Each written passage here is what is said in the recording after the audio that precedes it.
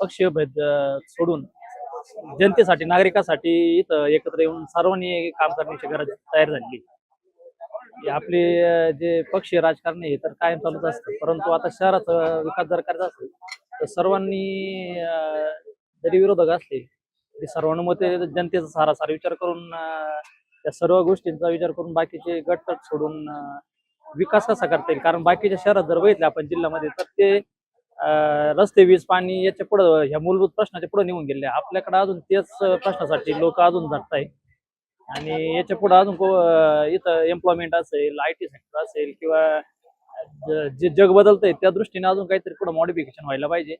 आणि या एकंदरच या स्पर्धेच्या युगामध्ये आपल्या गावाचं, आपल्या शहराचं पण काहीतरी योगदान राहिलं पाहिजे. यासाठी राजकीय जे लोक आहेत त्यांची राजकीय मानसिकता बदलून त्यांनी मतभेद सोडून, वैयक्तिक मतभेद सोडून शहराच्या विकासासाठी, जनतेच्या भल्यासाठी, सर्वांगीण विकासासाठी काम करावं असं आमची अपेक्षा.